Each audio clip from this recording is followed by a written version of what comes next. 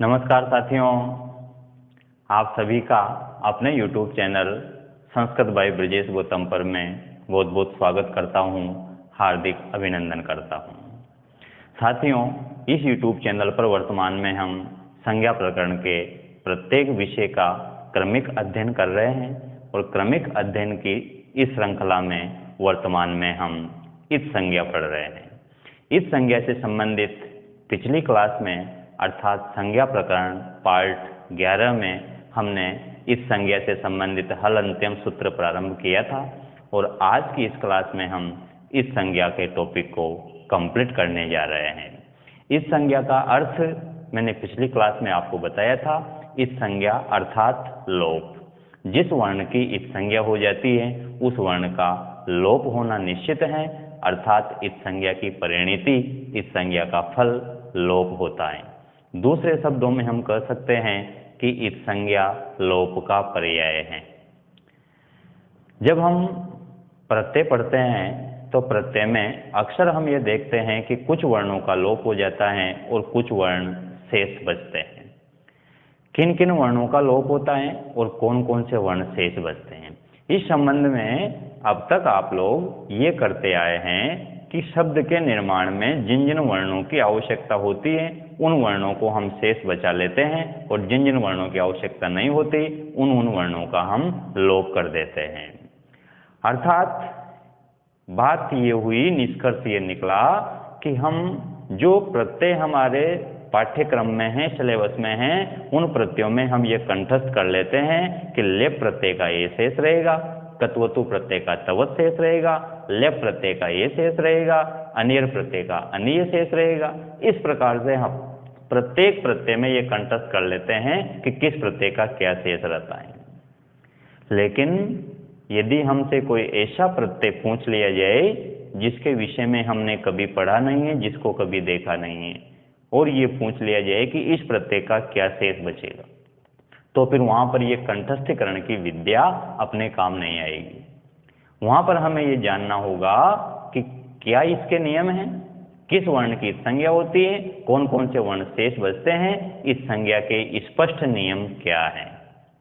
तो हमें इस संज्ञा के स्पष्ट नियमों की जानकारी नितांत होनी चाहिए। हम किसी भी प्रत्यय को देखकर 2 सेकंड में ये बता सकें कि इस प्रत्यय में इन इन वर्णों की इस संज्ञा होगी और ये वर्ण शेष बचेंगे। व्याकरण में इन सबके स्पष्ट नियम हैं, स्पष्ट सूत्र हैं। तो आइए आज की क्लास में हम इस संज्ञा से संबंधित उन सभी नियमों का क्रमबद्ध और सुव्यवस्थित अध्ययन करेंगे ताकि किसी भी प्रत्यय को देखकर आप आसानी से अनुमान लगा सको कि इस प्रत्यय में किन किन वर्णों की संज्ञा होगी और कौन कौन वर्ण शेष बचेंगे और इस संज्ञा होगी तो क्यों होगी, ताकि हमें शब्दों के निर्माण करने में किसी प्रकार की कठिनाई का अनुभव नहीं हो।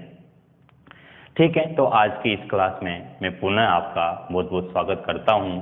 आज की अपनी क्लास का टॉपिक होगा इस संज्ञा के अन्य सूत्र। आप सभी हेडिंग डाल लीजिएगा, इस संज्ञा के अन्य सूत्र।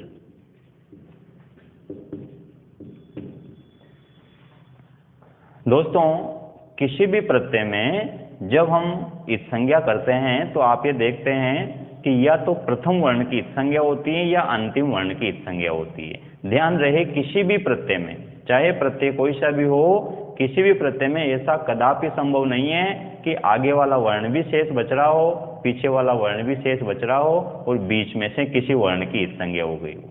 ऐसा कदापि संभव नहीं है। या तो इस संज्ञा होगी अग्रिम वर्ण की या इस संज्ञा होगी अंतिम वर्ण की। बीच में से कभी किसी वर्ण की संज्ञा नहीं होती, बीच में से कभी किसी वर्ण का लोप नहीं होता। अब अंतिम जो व्यंजन है, यदि किसी भी प्रत्यय के लास्ट में कोई व्यंजन आता है तो उसकी इस संज्ञा करने के लिए तो एक ही सूत्र काफी है और वह सूत्र है हल अंत्यम, जिस सूत्र का बारे में विस्तार पूर्वक अध्ययन हमने पिछली क्लास में किया है। ध्यान रहे, अंत में यदि व्यंजन आता है हलंत, तभी हल अंत्यम सूत्र उसकी संज्ञा करेगा। यदि अंत में स्वर आता है तो हल अंत्यम सूत्र का वहां पर कोई अधिकार नहीं होगा, उसके लिए अलग सूत्र होगा उपदेशे अजनुनासिक इत्, जिसका अध्ययन हम आज की क्लास में करेंगे। तो हम बात कर रहे थे कि या तो इस संज्ञा होती है अंतिम वर्ण की या इस संज्ञा होती है प्रारंभिक वर्ण की। अंतिम वर्ण के रूप में यदि व्यंजन आता है तो उसकी इस संज्ञा करता है हलंत्यम। अब अगर प्रारंभ में कोई व्यंजन आता है तो उसकी इस संज्ञा कौन सा सूत्र करेगा? इसी मुख्य बिंदु पर आज की अपनी क्लास केंद्रित होगी। आज की क्लास के केंद्र बिंदु में हम ये पढ़ेंगे कि यदि प्रत्यय के प्रारंभ में किसी व्यंजन की इस संज्ञा हो रही है तो किस व्यंजन की इस संज्ञा किस किस सूत्र द्वारा होती है। ध्यान रहे, स्वरों की इस संज्ञा करने के लिए अलग सूत्र हैं उपदेशे अजनुनासिक इत। स्वर चाहे प्रारंभ में हो, मध्य में हो या अंत में हो, स्वरों की संज्ञा करने वाला एक ही सूत्र है हलंत्यम। माफ कीजिएगा, उपदेशे अजनुनासिक इत। अब रही बात व्यंजनों की। व्यंजनों की इस संज्ञा या तो प्रारंभ में से होती है या फिर अंत में से होती है। यदि अंत में व्यंजन आ रहा है हलंत लगा हुआ तो उसकी इस संज्ञा करेगा हलंत्यम, चाहे व्यंजन कोई सा भी हो। लेकिन यदि प्रारंभ में व्यंजन आ रहा है तो उसकी इस संज्ञा करने के अलग अलग सूत्र हैं। अलग अलग व्यंजनों की संज्ञा अलग अलग सूत्रों के माध्यम से होती है। किस व्यंजन की संज्ञा किस सूत्र द्वारा होती है, आइए आज की क्लास में हम पढ़ते हैं। सबसे पहला सूत्र इस संज्ञा के अन्य सूत्रों में हम लेते हैं शह प्रत्यय से। शह प्रत्यय से सूत्र को देखने से ये स्पष्ट हो रहा है कि इस सूत्र का संबंध केवल प्रत्यय से है। ये जो सूत्र है, इस सूत्र को समझने के लिए हम इस सूत्र की वृत्ति का सहारा लेते हैं। वृत्ति का अर्थ होता है सूत्रार्थ। उस सूत्र का संस्कृत भाषा में क्या अर्थ है, इसे ही वृत्ति कहते हैं। वृत्ति में लिखा है कि प्रत्ययस्य आदि शः इत संज्ञेय स्यात्। इसका अर्थ यह हुआ कि यह सूत्र केवल और केवल प्रत्यय में ही इस संज्ञा करेगा। ये धातु में नहीं करेगा, आगम में नहीं करेगा, आदेश में नहीं करेगा, अन्य किसी भी अवयव में ये इस संज्ञा नहीं करेगा। ये लागू होगा केवल और केवल प्रत्यय में। ठीक। अब प्रत्यय के अंत में अगर व्यंजन आता है तो उसे तो हलंत्यम करेगा ही। लेकिन यदि प्रारंभ में व्यंजन आता है और प्रारंभ में जो व्यंजन आ रहा है यदि वह व्यंजन श है, मूर्धन्य श, केवल और केवल मूर्धन्य श, यदि किसी प्रत्यय के प्रारंभ में इस मूर्धन्य श का प्रयोग हो रहा है तो इस श की इस संज्ञा करने वाला सूत्र होगा शह प्रत्यय से। देखो क्या लिखा है, प्रत्यय से आदि। आदि मतलब प्रारंभिक वर्ण।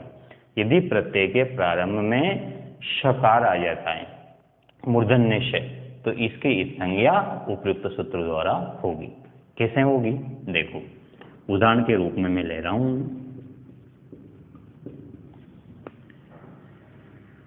जैसे पहला प्रत्यय मैंने लिया शाकन प्रत्यय। एक सूत्र आता है जल्प भिक्ष कुट्ट लुंट वृंगः शाकन। उस सूत्र द्वारा कुछ निश्चित धातुओं में शाकन प्रत्यय का विधान होता है। इस शाकन प्रत्यय में अवयव शेष बचता है आक। इसका अर्थ यह हुआ कि दो वर्णों की इस संज्ञा होगी, या तो इस संज्ञा होगी न की या फिर इस संज्ञा होगी श की। तो कौन कौन से वर्ण इस संज्ञक वर्ण हैं इस प्रत्यय में? एक तो इस संज्ञक वर्ण है न और एक इस संज्ञक वर्ण है श।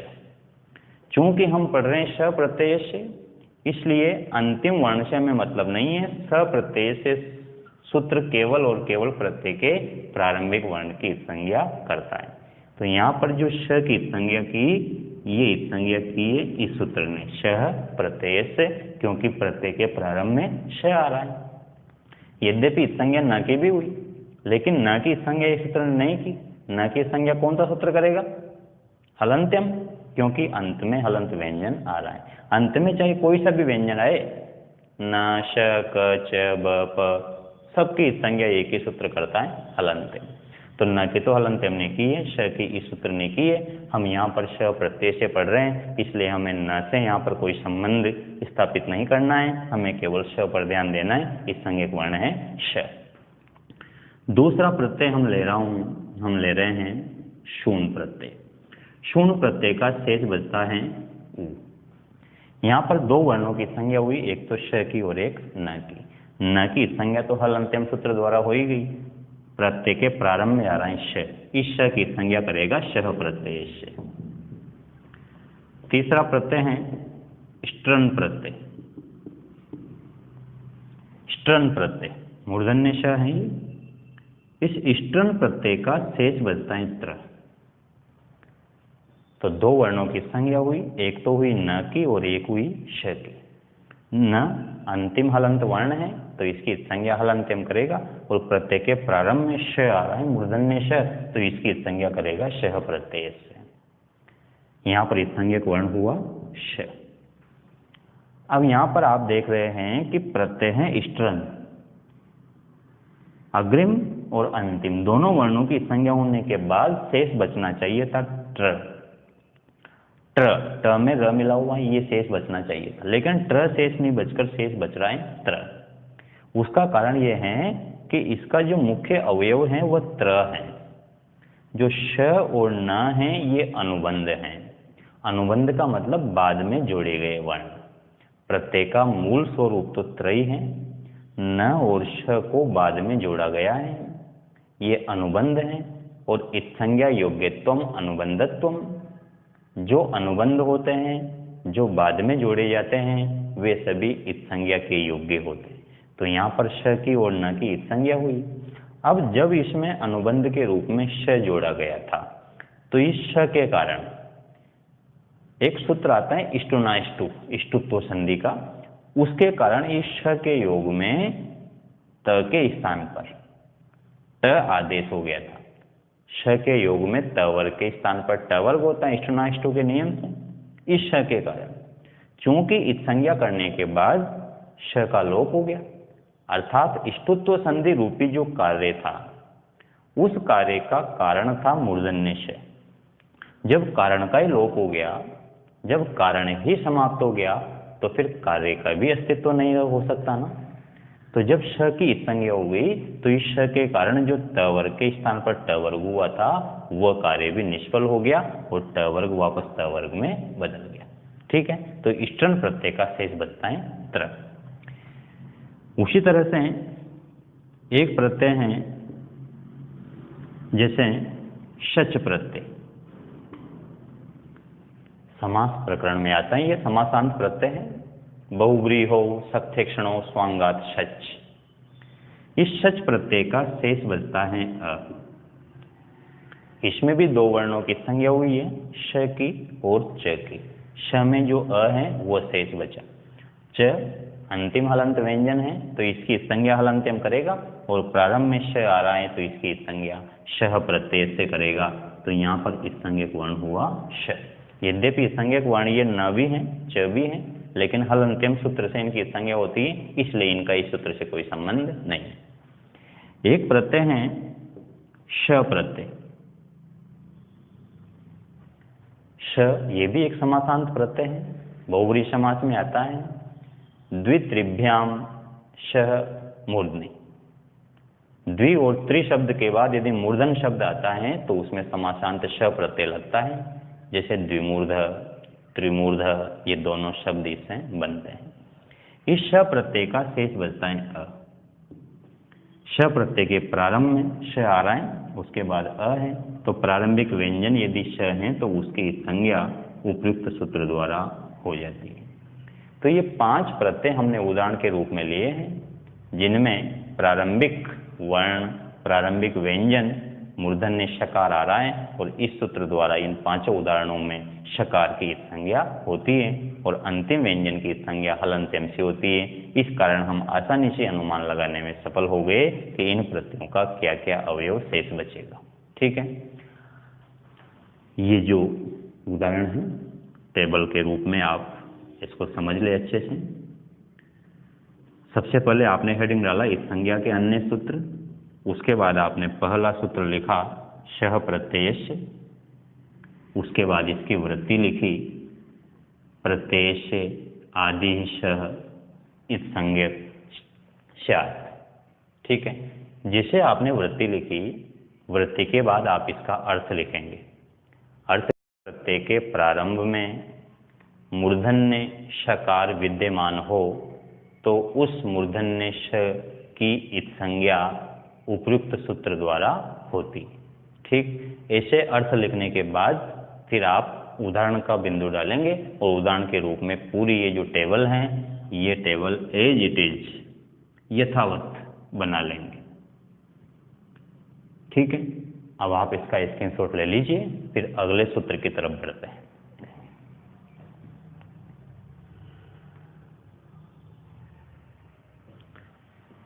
अब यहां पर हमने एक बात पढ़ी थी कि प्रत्येक या किसी भी आदेश आगम के अंत में अगर कोई व्यंजन आता है तो उसकी संज्ञा अलंत्यम करेगा, किंतु प्रारंभ में अगर व्यंजन आते हैं तो अलग अलग व्यंजनों की संज्ञा अलग अलग सूत्र करेंगे। अगर वह व्यंजन प्रारंभिक व्यंजन श है तो उसकी संज्ञा श प्रत्यय से करेगा, और यदि कोई और है तो फिर उसकी संज्ञा कौन करेगा, इसके लिए हम दूसरा सूत्र पढ़ते हैं। दूसरे सूत्र में हम सबसे पहले लेते हैं लशक व तद्धिते। इस संज्ञा के अन्य सूत्रों में सर्वाधिक प्रयोग में आने वाला सूत्र है लशक व तद्धिते, जिसके सबसे ज्यादा उदाहरण हमें देखने को मिलते हैं। लशक व तद्धिते, इस सूत्र का अर्थ ये हुआ कि यदि किसी भी प्रत्यय के प्रारंभ में ल, श या क वर्ग आता है तो इन सभी वर्णों की संज्ञा लशक व तद्धिते सूत्र द्वारा होगी। ल, श और क वर्ग, ये तो बात हुई इस सूत्र के अर्थ की। अब इसको हम पदच्छेद के द्वारा, वृत्ति के द्वारा और उदाहरणों के द्वारा समझने का प्रयास करते हैं। दूसरा सूत्र आता है इस संज्ञा के अन्य सूत्रों में लशक व तद्धिते। बड़ा महत्वपूर्ण और उपयोगी सूत्र है लशक व तद्धिते। इस सूत्र को समझने के लिए हमें इसका पदच्छेद करना होगा, इस सूत्र को तोड़ना होगा, जहां जहां इसमें संधि हो रही है उनका विच्छेद करना होगा। इसमें एक वर्ण है ल, दूसरा वर्ण है श और तीसरा वर्ण है कु। ल, श, कु और चौथा वर्ण है अतद्धिते। ल, श, कु अतद्धिते, यण संधि हो रही, कु में जो ऊ है इस ऊ के स्थान पर व आदेश हुआ है तो क आधा रह गया, स्वर निकल गया, स्वर ने वो बना लिया ऊ ने। जो ऊ का वो बनेगा वो भी आधा ही बनता है, उस व में अतद्धिते का अ मिलेगा तो वह पूरा हो गया और पीछे तद्धिते मिल गया। ल, श, कु अतद्धिते। इस सूत्र की वृत्ति देखेंगे आप। इस सूत्र की वृत्ति में लिखा है कि तद्धित वर्जा, तद्धित वर्जा प्रत्ययाद्या ल, श, क वर्गा इतः स्युः। इसका अर्थ यह हुआ कि प्रत्ययाद्या, यदि किसी प्रत्यय के आदि में, प्रत्यय के प्रारंभ में, अंतिम की तो बात ही खत्म हो गई। जैसे हमने हलंत्यम पढ़ा तो अंतिम सभी व्यंजनों की इस संज्ञा करने की जिम्मेदारी तो हलंत्यम ने ले ली। अब बचते हैं केवल प्रारंभिक व्यंजन। तो ये जितने भी सूत्र हम आज पढ़ेंगे सब प्रारंभिक व्यंजनों के लिए ही हैं। प्रत्ययाद्या, यदि किसी प्रत्यय के प्रारंभ में, ध्यान रहे यह सूत्र भी केवल प्रत्ययों पर ही लागू होगा, यह धातु की संज्ञा नहीं करेगा, आगम आदेश किसी की संज्ञा नहीं करेगा, केवल और केवल प्रत्यय के प्रारंभिक वर्ण की संज्ञा करेगा। अब प्रत्यय के प्रारंभ में कौन कौन सा वर्ण होना चाहिए जिसकी इस संज्ञा ये सूत्र करेगा, तो इसके लिए लिख दिया ल श क वर्गा। ल श और क वर्ग, क वर्ग से मतलब है क ख ग घ ङ। 7 वर्ण हो गए ल श क ख ग घ ङ। यदि किसी प्रत्यय के प्रारंभ में इन 7 में से यदि कोई एक वर्ण आता है तो उस वर्ण की इस संज्ञा करेगा ल श व तद्धिते। प्रत्ययाद्या प्रत्यय के प्रारंभ में आने वाले ल श और क वर्ग की संज्ञा होती है। ठीक है, ये 7 वर्ण है। यहाँ पर एक शब्द आपको वृत्ति में दिखाई दे रहा है तद्धित वर्जा।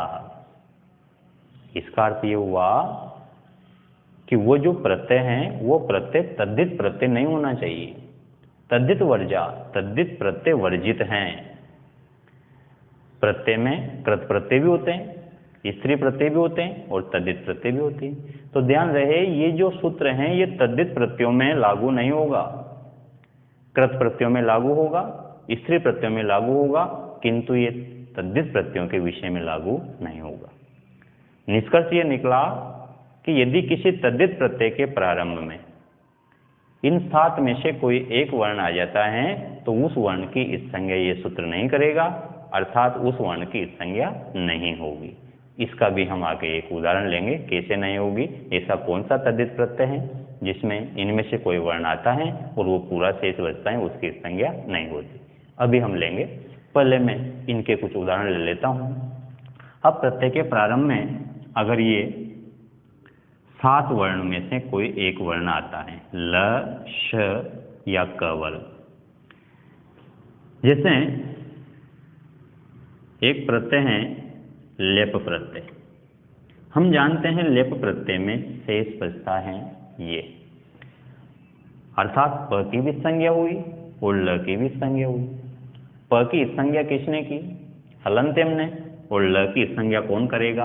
ल श व तद्धिते। स्पष्ट लिखा है ल, तो यहाँ पर इस संज्ञा वर्ण हुआ ल। यद्यपि प भी है लेकिन वह हलंत्यम का अधिकार है, वहाँ इस सूत्र से कोई संबंध नहीं है। दूसरा प्रत्यय, जैसे एक प्रत्यय है क्षत्रिय प्रत्यय। क्षत्रिय प्रत्यय का अवयव शेष बचता है अथ। ऋकार की भी संज्ञा हुई और श की भी संज्ञा हुई। रि एक स्वर है और स्वर की संज्ञा करने वाला सूत्र है उपदेशे अजनुनासिक इत। हलंत्यम नहीं करेगा क्योंकि ये व्यंजन नहीं है, हलंत व्यंजन की ही इस संज्ञा करता है हलंत्यम। ये हलंत व्यंजन नहीं है, ये एक स्वर है। अभी पढ़ेंगे इस सूत्र को हम थोड़ी देर बाद। प्रत्यय के प्रारंभ में आ रहा है श और इस श की संज्ञा करेगा ल श व तद्धिते। एक प्रत्यय है कत्वा प्रत्यय। कत्वा प्रत्यय में त्वा शेष रहता है, अर्थात क की संज्ञा हुई। क की संज्ञा इसलिए हुई क्योंकि ये क वर्ग है और प्रत्यय के प्रारंभ में आ रहा है, और प्रत्यय के प्रारंभ में आने वाले क वर्ग की इस संज्ञा करता है ल श व तद्धिते। तो यहाँ पर यह संज्ञक वर्ण है क। इन 3 उदाहरणों में एक उदाहरण तो मैंने लिया ल वाला जहाँ ल की संज्ञा हो रही है, एक उदाहरण लिया श वाला और एक उदाहरण लिया क वर्ग वाला। क वर्ग के उदाहरणों में जैसे कत्वतु प्रत्यय है, ये भी इसका उदाहरण हो सकता है। कत्वतु प्रत्यय में शेष बचते हैं अवयव तवत। ऊ की भी संज्ञा हुई और क की भी संज्ञा हुई। ऊ एक स्वर है और स्वर की संज्ञा करेगा उपदेशे अजनुनासिक इत, जिसका अध्ययन हम अभी थोड़ी देर में करेंगे। प्रत्यय के प्रारंभ में क आ रहा है तो इस क की संज्ञा करेगा ल श व तद्धिते। एक प्रत्यय है नीश प्रत्यय। नीश प्रत्यय का शेष बचता है ई। यहां पर 2 वर्णों की संज्ञा हुई, श की और न की। अब यहां पर श की संज्ञा किससे हुई? शह प्रत्यय से जो हमने अभी पढ़ा उससे हुई? नहीं। यदि ये श प्रत्यय के प्रारंभ में आता तो इसकी संज्ञा शह प्रत्यय से करता, लेकिन चूंकि अंत में आ रहा है इसलिए इसकी संज्ञा करेगा हलंत्यम। ध्यान रखना इस बात का। यदि हमसे प्रश्न पूछ लिया कि नीश प्रत्यय शकार से संज्ञा केन सूत्रेण भवति, ङीश प्रत्यय में श की संज्ञा किस सूत्र द्वारा होती है, वहां पर निश्चित रूप से आपको विकल्प के रूप में सूत्र मिलेगा शह प्रत्यय से और एक मिलेगा हलंत्यम। तो श आप देखोगे तो शह प्रत्यय से की तरफ हमारी दृष्टि जाएगी, लेकिन यदि ऐसा करते हैं तो हमें मार्क्स मिलेंगे -0.33%। ये अंतिम व्यंजन है और अंतिम व्यंजनों की इस संज्ञा पर पूरा का पूरा अधिकार हलंत्यम का है, तो श की संज्ञा करेगा हलंत्यम। अब आती है बात प्रारंभिक व्यंजन की। प्रारंभिक व्यंजन है ङ। ये ङ क वर्ग का हिस्सा है, क ख ग घ ङ, और यहाँ लिखा है कि क वर्ग की संज्ञा करेगा लशक व तद्धित, तो इसमें इस संज्ञक वर्ण हुआ ङ। ये कुछ उदाहरण हमने लिए हैं। इसके अलावा जैसे ङीप प्रत्यय है, ङीप, ङीश, ङेन, ये स्त्री प्रत्यय। ङीप प्रत्यय में भी प की संज्ञा हलंत्यम करेगा, ङ की संज्ञा लशक व तद्धित करेगा। ऐसे ङीन प्रत्यय में भी करेगा। जैसे कत प्रत्यय है, कत प्रत्यय में भी क आते हैं प्रारंभ में, उसकी संज्ञा भी यही करेगा। कत प्रत्यय है, क्यप प्रत्यय है, कतिन प्रत्यय है, इन सभी का प्रारंभ क वर्ग से हो रहा है। इस कारण इन सभी प्रत्ययों में प्रारंभिक क वर्ग की संज्ञा लशक व तद्धित करेगा। तो ये हमने ल, श और क वर्ग, इनके अलग अलग उदाहरण पढ़े हैं। कुछ तो कृत प्रत्यय हैं और कुछ स्त्री प्रत्यय हैं। जैसे ये जो 5 उदाहरण मैंने लिए हैं, इन 5 उदाहरणों में से जो प्रारंभिक 4 उदाहरण हैं, ये तो सारे कृत प्रत्यय हैं, कृदंत प्रत्यय हैं, और जो 5वां उदाहरण लिया ये मैंने स्त्री प्रत्ययों से लिया है। तद्धित प्रत्ययों का इसमें कोई उदाहरण नहीं लिया। क्यों? क्योंकि तद्धित प्रत्यय तो वर्जित है। तद्धित प्रत्ययों के संबंध में तो ये सूत्र लागू ही नहीं होता। ठीक, ऐसा कौन सा तद्धित प्रत्यय है जिसके विषय में लागू नहीं होता, ये मैं अभी बताता हूँ आपको। आप पहले ये नोट कर लीजिए, स्क्रीनशॉट ले लीजिए। यहाँ पर आप जैसे लिखेंगे, पहला सूत्र हमने पढ़ा था श प्रत्यय से, नंबर 2 डाल के सूत्र लिखना लशक व तद्धित, उसके बाद पदच्छेद लिखना और उसके बाद ये वृत्ति लिखना। इस वृत्ति के बाद अर्थ लिखना। अर्थ आप इस तरह से लिखोगे, यदि किसी प्रत्यय के प्रारंभ में ल, श अथवा क वर्ग, ब्रैकेट में लिख लेना क ख ग घ ङ, आ रहा हो तो इन 7 वर्णों की इस संज्ञा लशक व तद्धित सूत्र द्वारा होती है। यह सूत्र केवल प्रत्ययों में ही इस संज्ञा करता है। फिर इसके बाद नीचे नोट डाल करके एक सेंटेंस लिखना, यह सूत्र केवल कृत प्रत्ययों और स्त्री प्रत्ययों के विषय में ही लागू होता है। तद्धित प्रत्ययों के विषय में यह सूत्र लागू नहीं होगा। ये लिखने के बाद फिर आप उदाहरण के रूप में ये टेबल बना लेना पूरी, और आप इसका स्क्रीनशॉट ले लो। फिर आगे बढ़ते हैं।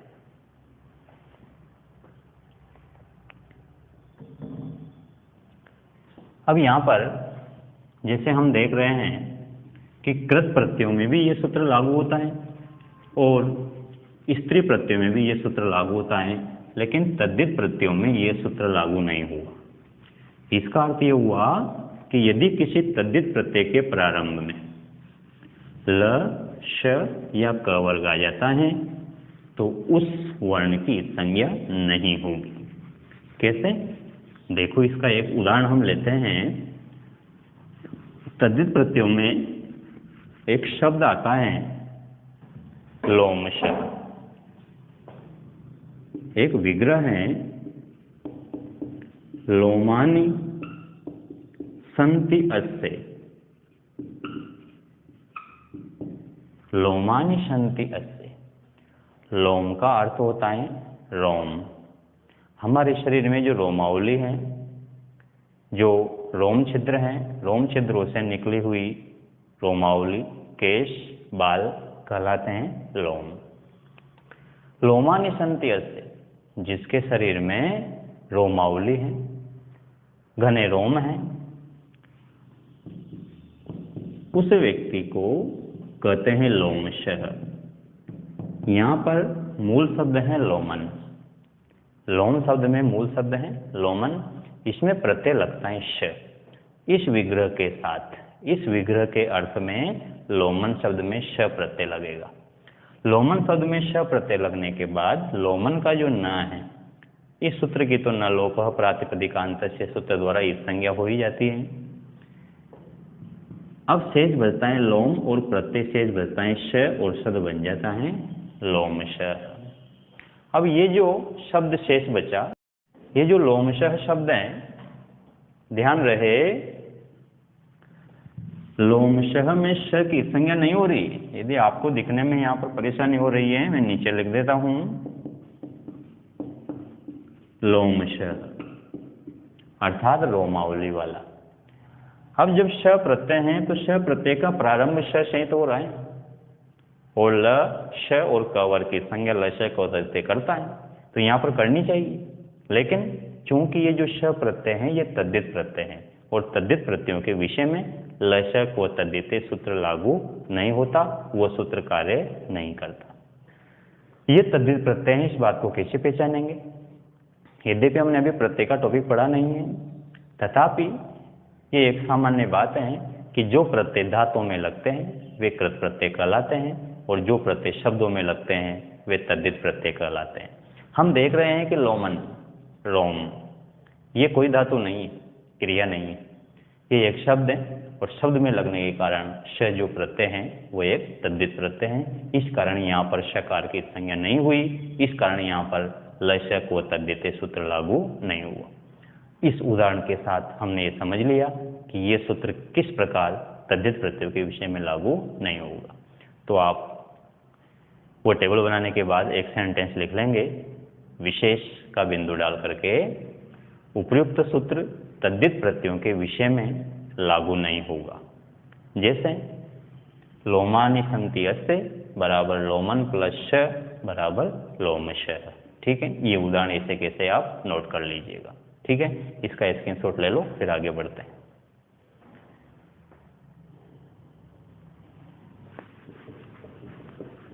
अब यहाँ पर इस संज्ञा के अन्य सूत्र हम पढ़ रहे हैं और इस संज्ञा के हलन्त्यम के अतिरिक्त जो सूत्र हैं उन सूत्रों में हमने अभी तक दो सूत्र पढ़े हैं।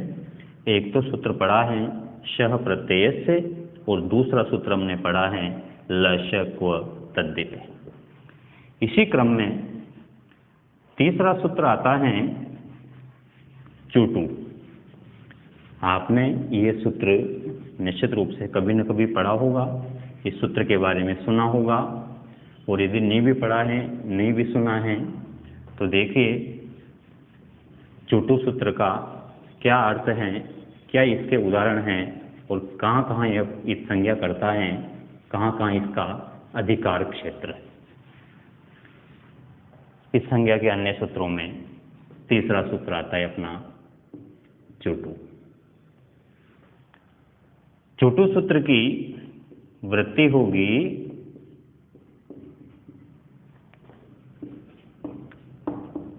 प्रत्ययाद्यो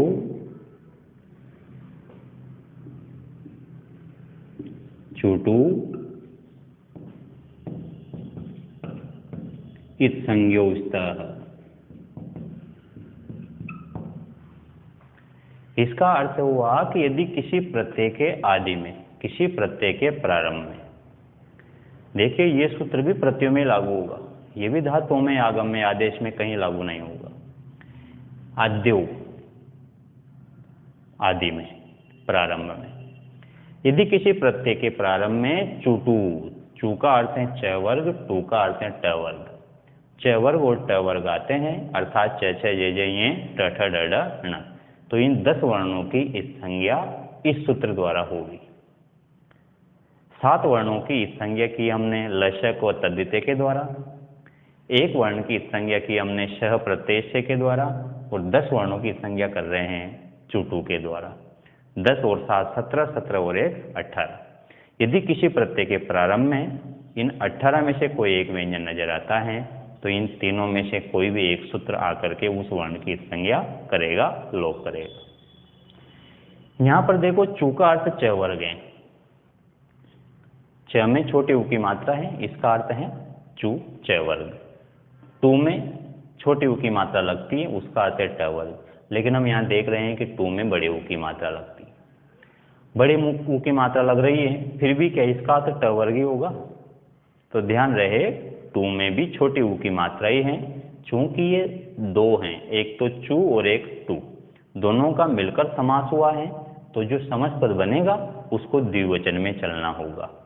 चू च टू च इति चुटू, इतरेतर द्वंद्व समास हुआ है। और आप जानते हैं द्वंद्व समास में जो समस्त पद बनता है उस समस्त पद का जो वचन है वो समास में प्रयुक्त होने वाले पदों की संख्या पर निर्भर करता है, इसलिए द्विवचन है।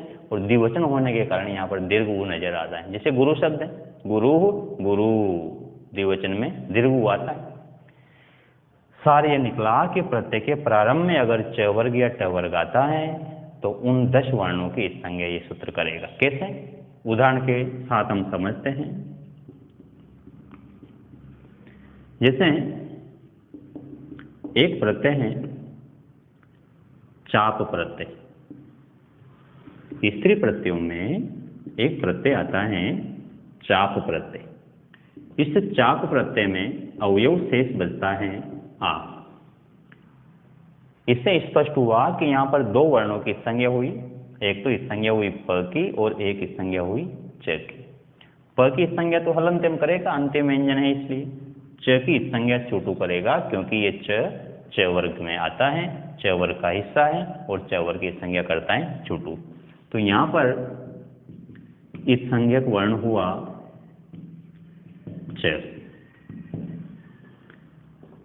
दूसरा उदाहरण लेते हैं टाप। स्त्री प्रत्ययों में ही एक प्रत्यय आता है टाप। चाप, टाप, डाप, ये तीनों स्त्री प्रत्यय हैं और तीनों में एक ही अवयव शेष बचता है आ।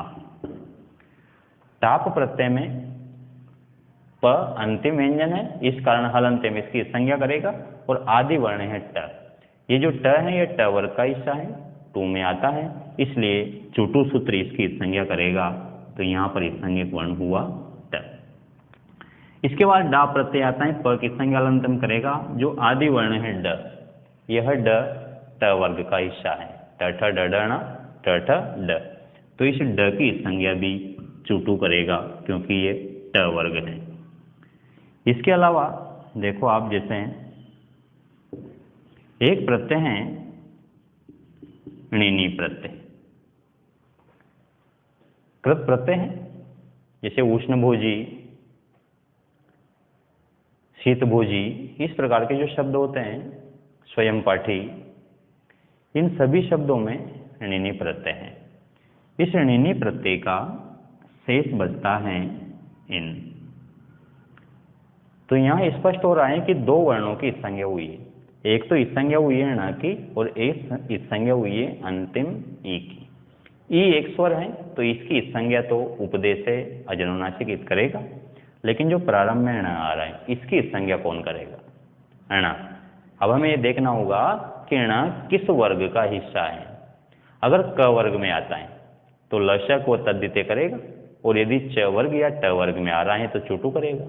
हम देख रहे हैं कि जो ण है ये ट वर्ग का हिस्सा है, ट ठ ड ढ ण, और ट वर्ग की संज्ञा करता है चोटू, इसलिए यहाँ पर ण की इस संज्ञा हुई और ये इस संज्ञा की चोटू। तो ये तीन उदाहरण तो हमने लिए ट वर्ग के और एक उदाहरण हमने लिया च वर्ग का। उदाहरण के रूप में आप ये टेबल बनाएंगे।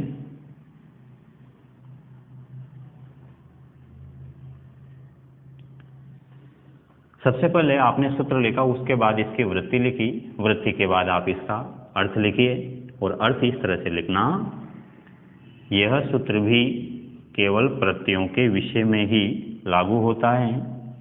इस सूत्र के अनुसार यदि किसी प्रत्यय के प्रारंभ में च वर्ग या ट वर्ग आता है तो इन 10 वर्णों की संज्ञा उपयुक्त सूत्र द्वारा होगी। ये लिखने के बाद फिर आप उदाहरण का बिंदु डाल करके और ये पूरी टेबल उदाहरण के रूप में यथावत बना लेना। आप इसका स्क्रीनशॉट ले लीजिए।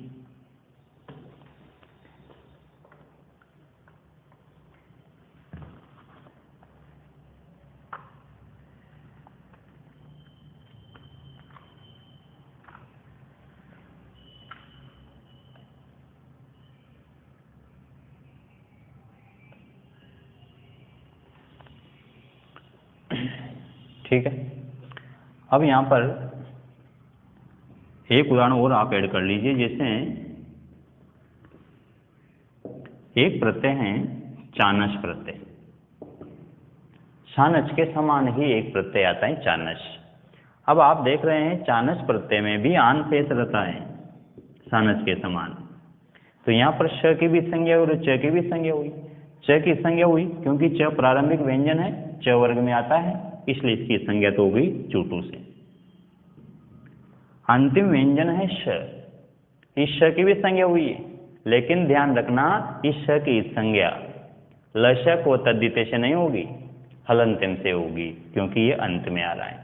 लशक व तद्धित से तब होती जब ये प्रारंभ में आता। ध्यान रखना आप, तो इसको बीच में आप ऐड कर लेना। अब यहां से हम इस संज्ञा के अन्य सूत्रों में चौथे सूत्र की तरफ बढ़ते हैं। पहला सूत्र हमने पढ़ा था शह प्रत्यय से, दूसरा सूत्र हमने पढ़ा लशक व तद्धिते, और इस संज्ञा के अन्य सूत्रों में तीसरा सूत्र हमने पढ़ा चूटू। यहां तक आते आते हम 18 व्यंजनों की संज्ञा कर चुके। श प्रत्यय से श की संज्ञा करता है, लशक व तद्धिते 7 वर्णों की संज्ञा करता है, ल श और क ख ग घ ङ 8 हो गए, और चूटू 10 वर्णों की संज्ञा करता है, च छ ज झ ञ ट ठ ड ढ ण। 18 व्यंजन यदि किसी प्रत्यय के प्रारंभ में आते हैं तो उनकी संज्ञा ये तीनों सूत्र करेंगे। अब चौथे सूत्र की तरफ बढ़ते हैं। चौथा सूत्र है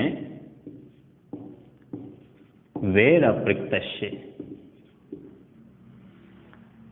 थोड़ा कठिन सूत्र है, आपका ज्यादा ध्यान चाहूंगा यहां पर मैं। वेर अप्रक्तस्य, इस संज्ञा के सूत्रों में यह सूत्र इतना प्रचलित नहीं है, इसलिए आपके ज्यादा ध्यान की यहां पर अपेक्षा की जा रही है। वेर अप्रक्तस्य, इस सूत्र को समझने के लिए हमें इसका पदच्छेद करना होगा। वेर अप्रक्तस्य, इस सूत्र का पदच्छेद होगा वेर अप्रक्तस्य। वेर अप्रक्तस्य।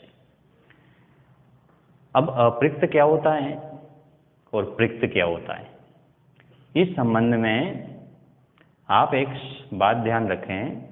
हालांकि अप्रक्त संज्ञा का एक सूत्र आता है अप्रक्तो एकाल प्रत्यय, लेकिन उस सूत्र के विस्तार की तरफ जाना थोड़ा सा विषयांतर में प्रवेश करना हो जाएगा। जब मैं आपको एक टॉपिक पढ़ाऊंगा पारिभाषिक शब्द, उसमें अप्रक्त संज्ञा पढ़ाऊंगा, वहां पर इसको विस्तार से लूंगा। फिलहाल हमारे लिए इस संज्ञा के टॉपिक में जो जो जानकारियां आवश्यक हैं वो मैं बता देता हूं।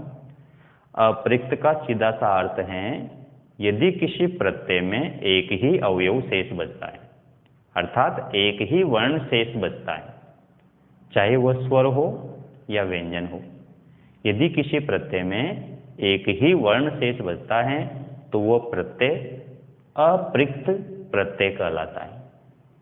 एक अप्रक्तो एकाल प्रत्यय, एक अल का अर्थ होता है वर्ण। एक ही वर्ण यदि किसी प्रत्यय का शेष बचता है तो वो प्रत्यय कहलाता है अप्रक्त प्रत्यय। यदि किसी अप्रक्त प्रत्यय में वह शेष बचता है, केवल वह एक ही वर्ण शेष बचेगा, और जो वर्ण शेष बच रहा है यदि वह वर्ण वह है तो वेर अप्रक्तस्य सूत्र उस वर्ण की संज्ञा कर देगा, अर्थात उस वह की संज्ञा कर देगा। कैसे करेगा? जैसे एक प्रत्यय है क्विप प्रत्यय, आप ये देखें प्रत्यय है क्विप प्रत्यय। अब इस क्विप प्रत्यय में प की संज्ञा तो हलंत्यम करेगा और क की संज्ञा करेगा लशक व तद्धिते। उसके बाद बचा वी। इस वी में ई स्वर है और इस स्वर की संज्ञा करता है उपदेश से अजनुनासिक इत। अब अपने पास केवल एक ही वर्ण शेष बच जाता है और वह है व, हलंत व। अब एक ही वर्ण शेष बचता है, जिस प्रत्यय में एक ही वर्ण शेष बचता है वो प्रत्यय कहलाता है अपृक्त प्रत्यय। तो कृप एक अपृक्त प्रत्यय हुआ और उस अपृक्त प्रत्यय में शेष क्या बचा? व। और ये सूत्र ये कह रहा है कि यदि किसी अपृक्त प्रत्यय में केवल व शेष बचता है तो ये सूत्र उस व की भी संज्ञा कर दे। तो यहाँ पर व की भी कुछ भी नहीं बचा, शून्य। जिस प्रत्यय का कोई वर्ण शेष नहीं बचता वो स्थिति कहलाती है सर्वापहार लोप। अर्थात कृप एक ऐसा प्रत्यय है जिसका सर्वापहार लोप होता है, सब कुछ लुप्त हो जाता है, उसका कोई अवयव शेष नहीं बचता, उसके सभी वर्णों की इत संज्ञा हो जाती है। फिर मैं समझा रहा हूं, यहां पर कृप प्रत्यय में प की संज्ञा अलंत्यन से हुई, क की संज्ञा हुई लशक व तद्धिते से, ई की इत संज्ञा हुई उपदेश से, अजनुनासिक इत से। अब शेष बचा केवल व। यदि किसी प्रत्यय में व शेष बचता है और यदि वह अपृक्त प्रत्यय है, एक ही वर्ण शेष बचेगा तो अपृक्त कहलाएगा। कृप में एक ही वर्ण शेष बचा व हलन, तो ये अपृक्त प्रत्यय हुआ। इस अपृक्त प्रत्यय में यदि व शेष बचता है जो कि बच रहा है तो उसकी संज्ञा वेर प्रत्यय सूत्र से हो जाएगी। इस कारण यहाँ पर कुछ भी शेष नहीं बचेगा। वो शेष बचा था उसकी संज्ञा भी इसने कर दी, कुछ भी शेष नहीं बचा, इसलिए यहाँ पर इस प्रत्यय को कहा जाता है सर्वापहार लोप। इस संज्ञक वर्ण कौन सा हुआ? किस वर्ण की संज्ञा हुई? इस संज्ञक वर्ण तो सारे यही सबकी संज्ञा हुई, लेकिन अपना जो सूत्र है वेर प्रत्यय, इसने किस वर्ण की संज्ञा की? वो वर्ण है व। उसी तरह से एक प्रत्यय है विच प्रत्यय। इस विच प्रत्यय का भी सर्वापहार लोप होता है, इसमें भी कोई वर्ण शेष नहीं बचता। च की संज्ञा अलंत्यन करता है, ई की उपदेश से अजनुनासिक इत करता है और व की संज्ञा सूत्र करेगा, तो यहाँ पर ये संज्ञक वर्ण होगा व। तो ध्यान रहे, यदि किसी प्रत्यय में केवल एक ही वर्ण शेष रहता है तो वह प्रत्यय अपृक्त प्रत्यय कहलाता है, और यदि उस अपृक्त प्रत्यय में एकमात्र वर्ण के रूप में व शेष बचता है तो उस व की संज्ञा इस सूत्र द्वारा हो जाती है। सूत्र लिख लीजिए, पदच्छेद लिख लीजिए, उसके बाद जो मैंने बोला वो अर्थ लिख लीजिए। जिस प्रत्यय में एक ही वर्ण शेष बचता है वह अपृक्त प्रत्यय कहलाता है, और यदि उस अपृक्त प्रत्यय में एकमात्र वर्ण के रूप में व शेष बचता है तो उस व की संज्ञा उपयुक्त सूत्र द्वारा होती है। और फिर ये उदाहरण के रूप में टेबल बना लीजिएगा, आप इसका स्क्रीनशॉट ले लो।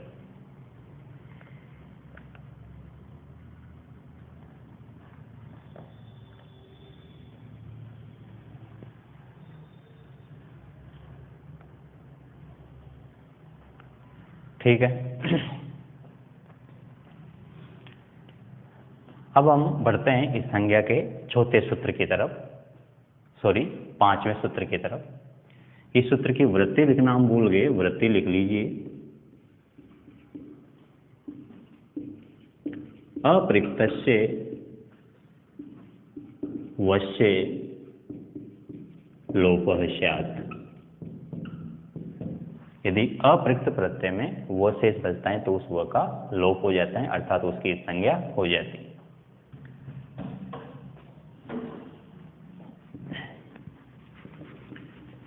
इस संज्ञा का जो ये चौथा सूत्र हमने पढ़ा है अन्य सूत्रों में, उसके बाद हम पांचवें सूत्र की तरफ बढ़ते हैं। यहां तक हमें देख रहे हैं कि जो चार सूत्र हमने पढ़े, चारों सूत्र केवल प्रत्ययों पर ही लागू होते हैं, किसी धातु आगम आदेश या अन्य किसी उपदेश में लागू नहीं होते। तो यहाँ पर आप नोट करके एक पंक्ति जरूर लिख लेना कि उपर्युक्त चारों सूत्र केवल प्रत्ययों पर ही लागू होते हैं।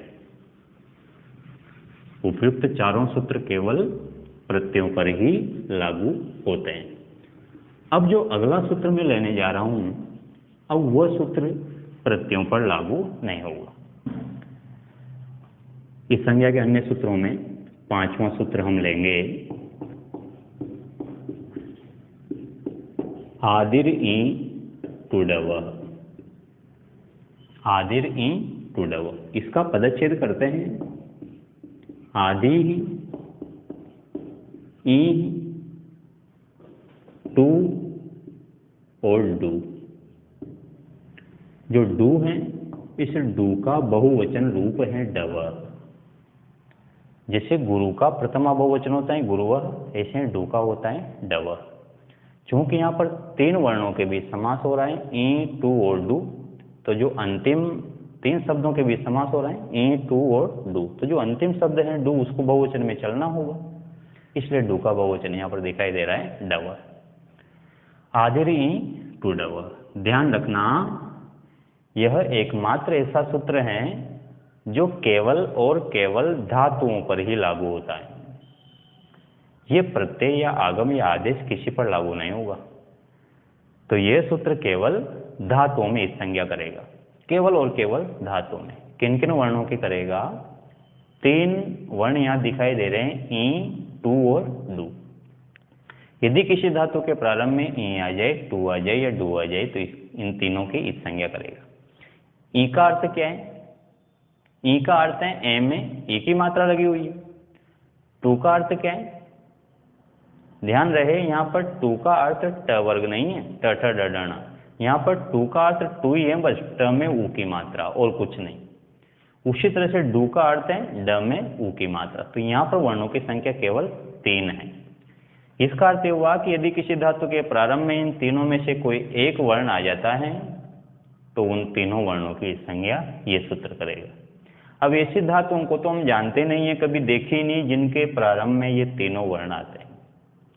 तो ध्यान रहे, ऐसी धातुएं हैं और उनको आप भी जानते हैं और आप उनका बहुतायत से प्रयोग भी करते हैं, किंतु हमें पर्याप्त ज्ञान के अभाव में यह आभास नहीं होता कि ये वास्तव में वही धातुएं हैं जिनका प्रारंभ में ई, टू या डू से होता है। कैसे? उदाहरण के रूप में, जैसे मैं यहाँ पर इसकी पहले वृत्ति ले लेते हैं। धातो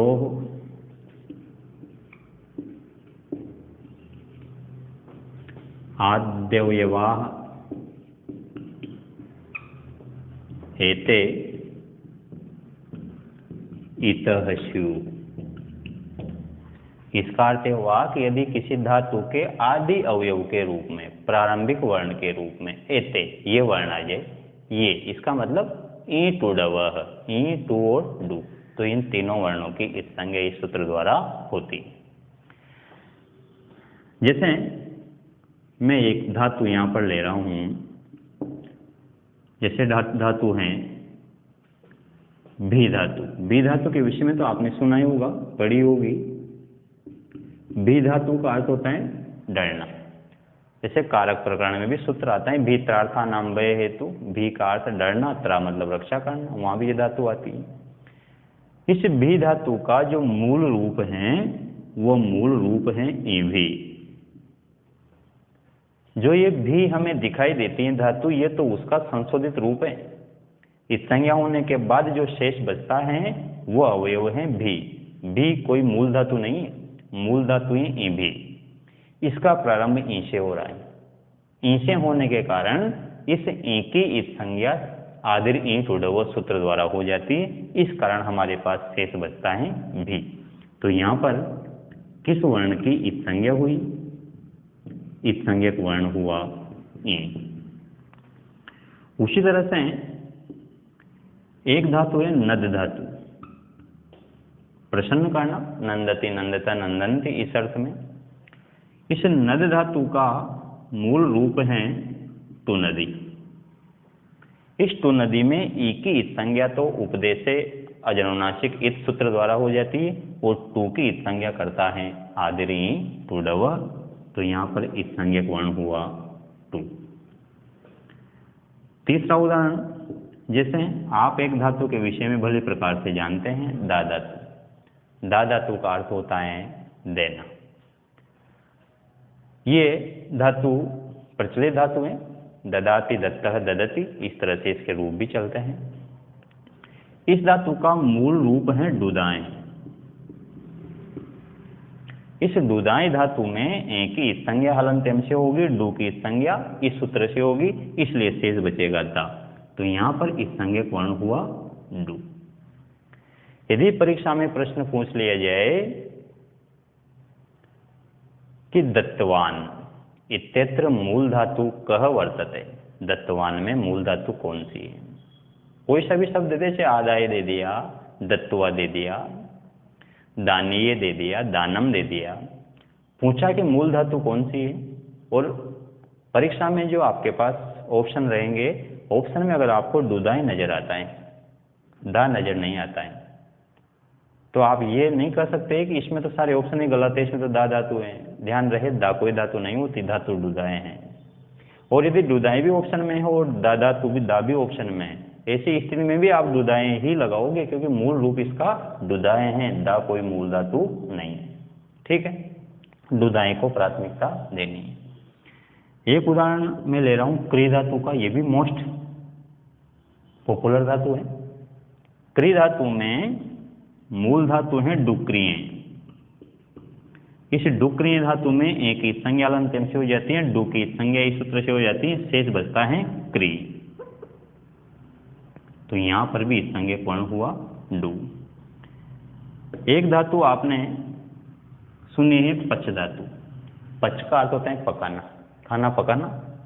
इस पच धातु का मूल रूप है डूपचस। ये जो डूपचस धातु है, इस डूपचस धातु में श की संज्ञा कौन सा सूत्र करेगा? हलंत्यम। ध्यान रखना, श प्रत्यय से नहीं करेगा, हलंत्यम करेगा। श प्रत्यय से तब करता जब ये श प्रारंभ में आता। श को हलंत्यम ले गया, डू को ले जाएगा आदरीय टूडव, क्योंकि डू से धातु का प्रारंभ हो रहा है। पच में जो च में अ है वो स्वर है, और उसकी संज्ञा करेगा उपदेश से अजरनाशिक इत, इस कारण शेष बचता है पच। तो यहाँ पर इस सूत्र से संबंधित इस संज्ञक वर्ण है डू। तो ई, टू और डू, इनके हमने ये कुछ उदाहरण लिए हैं। डू के उदाहरणों में जैसे डुलभस, लभ धातु है, उसका भी मूल रूप है डुलभस, उसको भी आप ले सकते हैं। ये कुछ उदाहरण हमने यहाँ पर लिए हैं समझने के लिए। सबसे पहले आप सूत्र लिखेंगे, उसके बाद पदच्छेद, उसके बाद वृत्ति। वृत्ति में आप अर्थ लिखना, यह सूत्र केवल धातुओं में ही इस संज्ञा करता है, अर्थात इस सूत्र का संबंध केवल धातुओं से है। इसके अनुसार यदि किसी धातु के प्रारंभ में ई, टू तथा डू आता है, तो इन तीनों वर्णों की संज्ञा उपयुक्त सूत्र द्वारा होती है। ये अर्थ लिख करके आप फिर उदाहरण के रूप में ये टेबल बना लीजिएगा। आप इसका स्क्रीनशॉट ले लीजिए, फिर आगे बढ़ते हैं।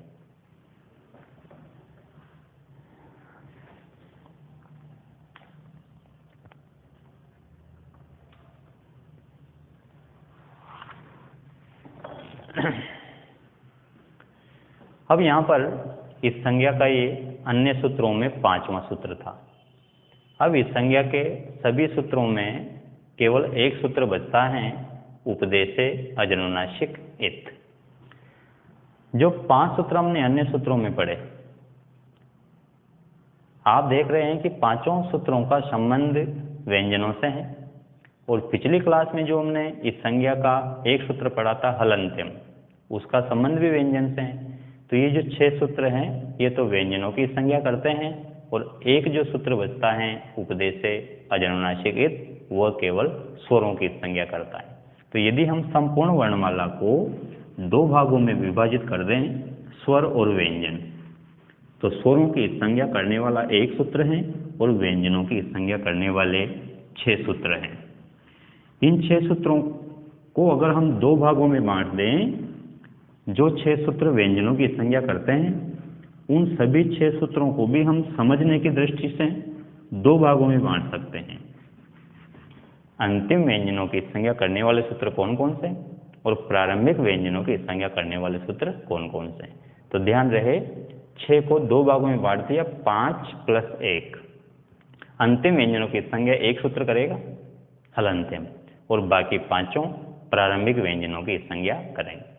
अब प्रारंभिक व्यंजनों में कौन किसके करेगा ये हमने स्पष्टतः पढ़ा है, और इस संबंध में एक तो हमने पढ़ा श प्रत्यय से श की संज्ञा करेगा, लशक व तद्धित वो 7 वर्णों की संज्ञा करेगा, और चुटू 10 वर्णों की संज्ञा करेगा, और वेर अप्रत्यक्ष ये व की संज्ञा करेगा।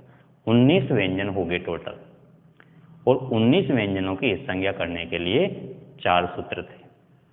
5वां सूत्र पड़ा आदिर ई टू डव, वह केवल धातु में संज्ञा करेगा, केवल 3 वर्णों की करेगा, ई टू और डू। ठीक है, अब हम अंतिम सूत्र की तरफ बढ़ते हैं। इस संज्ञा का अंतिम सूत्र उपदेशे अजनुनासिक इत, जिसका संबंध केवल स्वरों से। स्वर चाहे प्रारंभ में हो या अंत में हो या मध्य में हो, उस स्वर की संज्ञा एक ही सूत्र करता है, और वह है उपदेशे अजनुनासिक इत। देखिए, एक बात आप यहां पर ध्यान दे लेना कि जैसे मैं बोल रहा हूं कि स्वर चाहे मध्य में हो, प्रारंभ में हो या अंत में हो, उसकी संज्ञा यही सूत्र करेगा, भले ही मध्य में ही क्यों न हो। ये बात मैंने बोली। और इसी क्लास के प्रारंभ में मैंने आपसे एक बात कही थी कि मध्य में से किसी वर्ण की संज्ञा नहीं होती, या तो इस संज्ञा अंतिम वर्ण की होगी या प्रारंभिक वर्ण की होगी। और यहां मैं बोल रहा हूं चाहे वो मध्य में ही क्यों न हो, विरोधाभास हो रहा है दोनों बातों में। तो ध्यान रहे, इनमें कोई विरोधाभास नहीं है। बात वही सही है कि या तो इस संज्ञा अंतिम वर्ण की होगी या प्रारंभिक वर्ण की होगी, मध्य में से नहीं होगी। मध्य में से कब होगी? देखो, जैसे प्रत्यय लिया हमने तुमुन, अब इस तुमुन प्रत्यय का शेष बचता है तुम। न की भी संज्ञा हुई और ऊ की भी संज्ञा हुई। ऊ तो मध्य में है ना, फिर भी संज्ञा हुई। म में से ऊ की तो संज्ञा हुई ना, लोप हुआ, मत वाला अंतर रह गया। तो ध्यान रहे, यहाँ पर मध्य में से संज्ञा नहीं हुई। यहाँ पहले हल अंतिम सूत्र न की संज्ञा करेगा, और न की संज्ञा करने के बाद फिर हमारा अवयव शेष बचेगा तुम। अब यहाँ पर अंतिम वर्ण कौन सा है? ऊ। अंतिम हो गई। अब इस अंतिम वर्ण के रूप में ऊ की संज्ञा करेगा उपदेशे अजनुनासिक इत।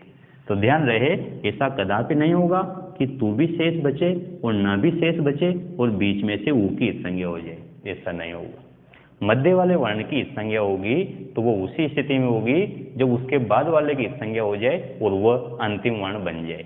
ठीक है, अब यहाँ पर हम अंतिम सूत्र लेते हैं और आज की इस क्लास को समाप्त करते हैं। अंतिम सूत्र के रूप में हमारा सूत्र होगा उपदेशे अजनुनासिक इत। इसको समझने के लिए इसका पदच्छेद करना होगा। इसका पदच्छेद है उपदेशे अच अनुनासिक इत, और इसकी वृत्ति होगी उपदेशे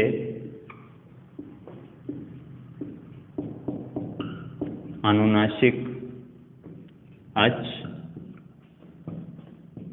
इत स्यात्। अब इसको समझना, इस स्यात् ये सूत्र इस संज्ञा करता है, और अच इत स्यात् अर्थात यह सूत्र केवल अच की संज्ञा करेगा। अच का अर्थ है स्वर।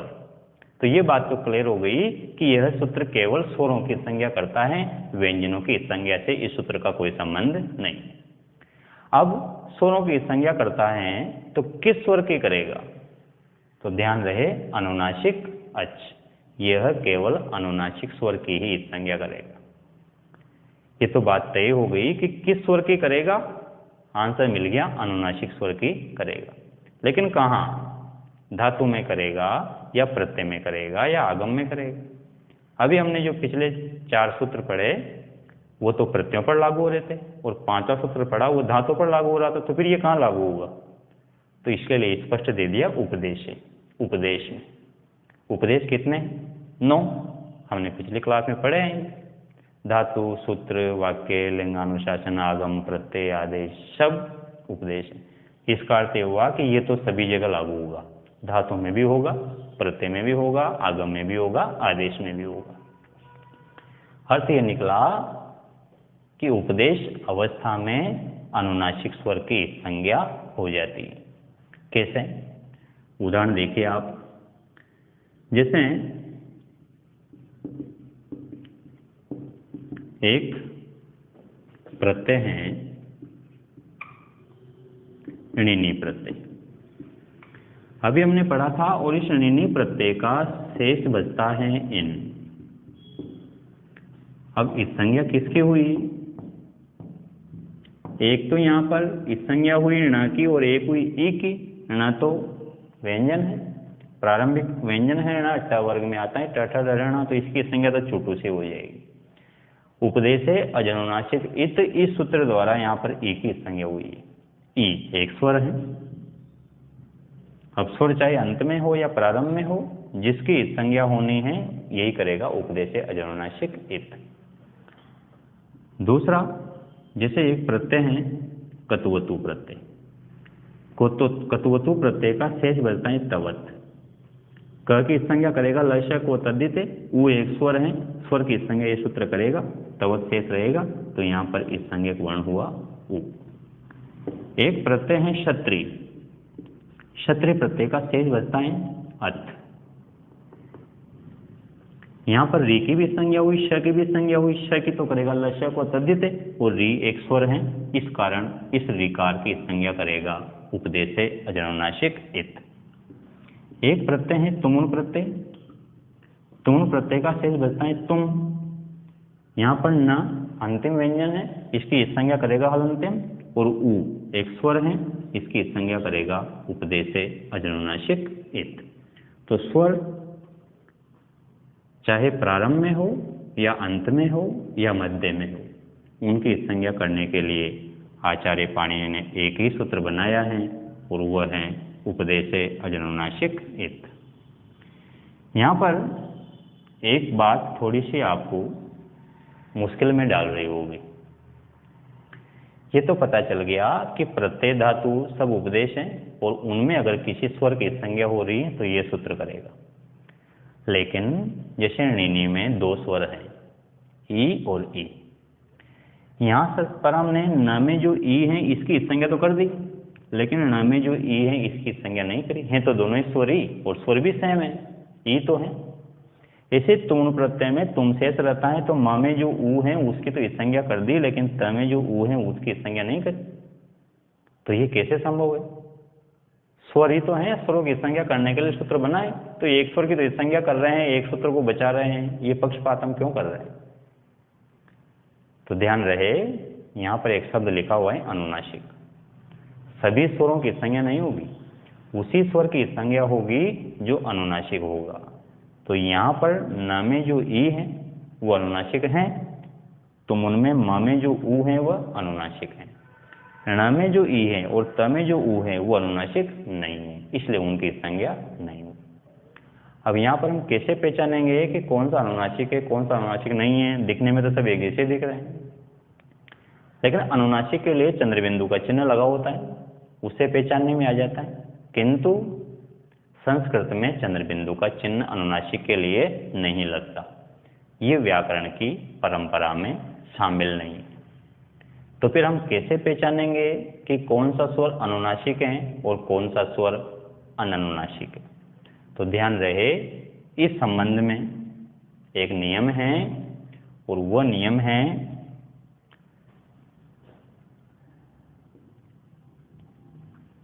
प्रतिज्ञानुनासिक्याः पाणिनीयाः। ये आप देखिए,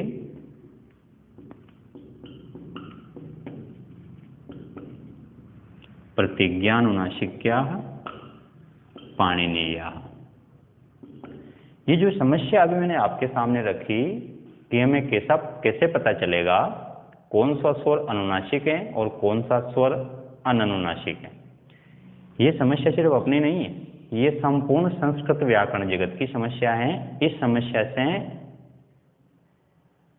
निजात पाने के लिए, इस समस्या का समाधान ढूंढने के लिए वैयाकरणाचार्यों ने ये एक नियम बनाया प्रतिज्ञानुनासिक पाणिनीय। इसका अर्थ यह है कि जो पाणिनीय व्याकरण में हम स्वरों को अनुनासिक मानते हैं, वह अनुनासिक केवल प्रतिज्ञा के आधार पर माना जाता है, किसी चिन्ह का प्रयोग नहीं होता। प्रतिज्ञा से ही पता चलता है कि कौन सा स्वर अनुनासिक है और कौन सा स्वर अननुनासिक है। कौन से प्रतिज्ञा से?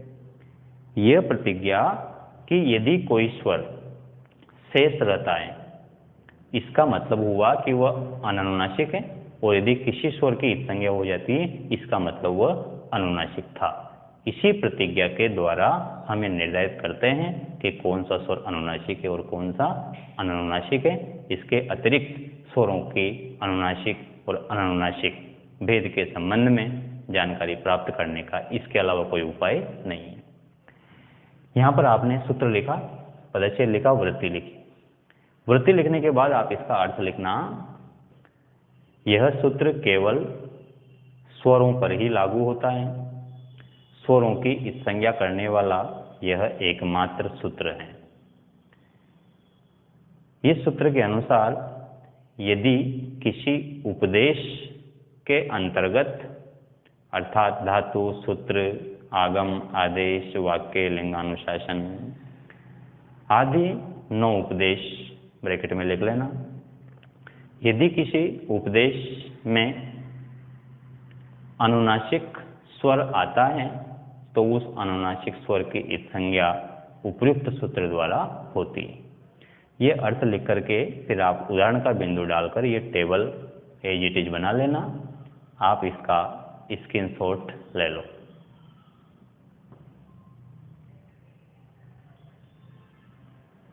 इसके बाद आप नोट करके एक वाक्य लिखेंगे और उस वाक्य को इस रूप में लिखेंगे इन्वर्टेड कोमा में, प्रतिज्ञानुनासिक्याः पाणिनीयाः। ये जो वाक्य हैं, ये वाक्य लिखकर आप इसका अर्थ लिखना। पाणिनीय व्याकरण में किसी भी स्वर को इस प्रतिज्ञा के द्वारा अनुनासिक माना जाता है कि यदि वह स्वर इस संज्ञक हैं। यदि उस स्वर का लोप हो जाता है तो वह अनुनासिक होगा, और यदि उसका लोप नहीं होता है तो वह अननुनासिक होगा। ठीक है, ये लिखकर उसके बाद आप इस संज्ञा के टॉपिक को समाप्त कर देना। अब यहाँ पर हमने पिछली 2 क्लास में संज्ञा प्रकरण पार्ट 11 और संज्ञा प्रकरण पार्ट 12 में इस संज्ञा का चैप्टर कंप्लीट किया है। इस संज्ञा के हमने कुल 7 सूत्र पढ़े हैं। 6 सूत्र व्यंजनों के लिए और 1 सूत्र स्वरों के लिए। स्वरों के लिए सूत्र पढ़ा उपदेशे अजनुनासिक इत, और व्यंजनों के लिए हलंत्यम पढ़ा। उसके अलावा 5 सूत्र आज पढ़े हैं।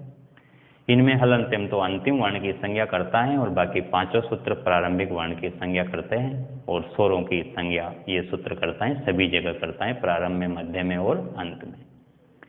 तो मैं समझता हूँ कि इस संज्ञा का जो टॉपिक है, इस संज्ञा की जो शंकाएं थी, जितने भी आपके संदेह थे, वे आज के क्लास में निश्चित रूप से दूर हो गए होंगे। फिर भी यदि किसी के मन में कोई शंका है इस संज्ञा से लेकर के, तो आप मुझसे पर्सनली कमेंट करके भी शंका का समाधान कर सकते हैं। और आप यदि कमेंट नहीं पढ़ पाता हूँ, जवाब नहीं दे पाता हूँ, तो आप मुझे पर्सनल व्हाट्सएप कर भी और अपने प्रश्नों का समाधान ले सकते हैं। आप में से यदि किसी को व्हाट्सएप नंबर पता नहीं है तो आप मेरे ये व्हाट्सएप नंबर नोट कर लीजिएगा, 9116929967। इस नंबर पर व्हाट्सएप करके आप अपने प्रश्न पूछ सकते हैं। और यदि आप में से किसी ने अपने चैनल को सब्सक्राइब नहीं किया है तो आप इसको सब्सक्राइब भी कर लें, ताकि आपको आगे आने वाले वीडियो का नोटिफिकेशन समय पर मिल सके। मैं समझता हूँ कि आपकी समस्त प्रकार की शंकाएं क्लियर हो गई हैं, और यदि नहीं हुई हैं तो आप प्रश्न पूछकर उसको क्लियर कर सकते हैं। आप अच्छी तरह से इस संज्ञा के इन सभी सूत्रों का अभ्यास करें और इस संज्ञा के विषय में इस पूर्ण जानकारी का लाभ उठाएं। आप सभी ने आज की क्लास को बड़े ध्यानपूर्वक पढ़ा, इसके लिए आप सभी का बहुत बहुत धन्यवाद। अगली क्लास में दूसरे सूत्र के साथ अदर्शनम लोपः को लेकर मैं आपसे फिर मिलता हूँ। तब तक के लिए नमस्कार।